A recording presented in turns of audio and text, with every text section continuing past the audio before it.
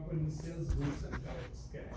Okay, so how many times the receivable turns over? The more frequently a receivable turns in, the better is the collection process, right? So that's the thing. Sell, collect, sell, collect. This is called receivable turnover. So receivable turnover ratio determines the average number of times this process occurs. The more intuitive way or helpful way to look at these things is think about how many days it takes to collect a receivable, an outstanding customer account. How many days? We call it days to collect, sometimes we call it days receivable outstanding, like DRO. In this book they use the term days to collect, not a problem. Bottom line is we focus on the number of days it takes to collect a receivable. That's more appealing and more understanding. Instead of turnover, if we think about the number of days. So the turnover, how to calculate, right? The bottom line is how to evaluate the effectiveness of the company's trading, granting, and collection activities. Now, when we talk about receivable turnover, the receivable turnover is this, right? That the credit sales divided by annual credit sales divided by the average accounts receivable, right?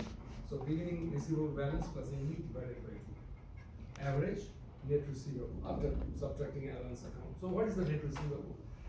The end of the previous year and end of this year. So we add these two divided by 2, simple. And the credit net sales revenue, because in many cases you don't segregate the credit revenue and the cash revenue from the company's annual report. So we use the net sales revenue. Okay, gross sales less returns and allowances, etc. Net sales. So we get the turnover, right? How many times it turns in, and then we have to compare it with the company's previous performance on this account, with the company's completers turnover ratio, industry average, things like that. And the days to collect is very simple, 365 divided by accounts receivable turnover. And when we get that days number, then we compare it with the company's own credit policy, whether it's to see if the days to collect is say 24 days and the company's credit policy is 30 days credit, then it's okay. But sometimes if we see that the days to collect is 39 or 40 days as opposed to the company's standard credit policy is 30 days, then that's a kind of red flag, and then we have to go more into the details of it. That why is that so? Why the company's receivables are slow moving? Probably the company is extending longer credit terms to poor quality customers. Sometimes the companies do all these things, in order to increase their sales revenue. Okay, they show higher sales revenue. However, on the other side, the cash collection suffers. Okay, so there is a wide divergence between the revenue and the cash collected from that revenue. That means wide divergence between earnings and cash flows. You understand?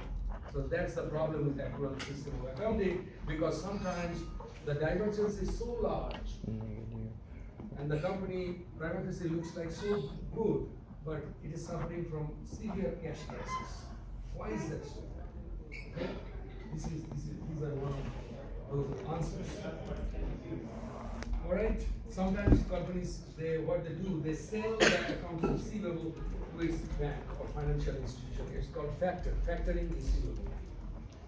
In exchange of some commission, they sell.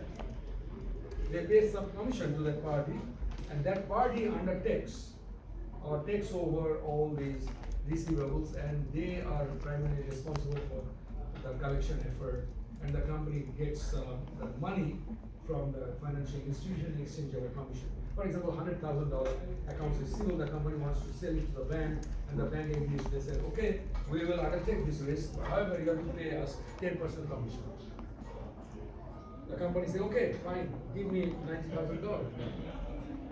And the bank will pay them $90,000, but the bank will undertake this collection. It's called the factoring process. The bank is acting as a factor. That's the technical terms.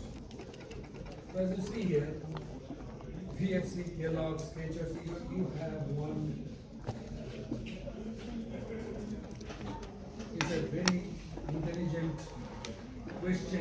exercise 816 and 817. These two, please do it.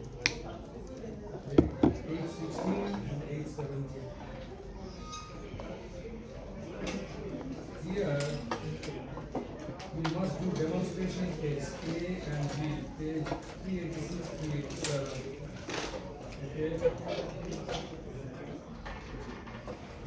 Alright?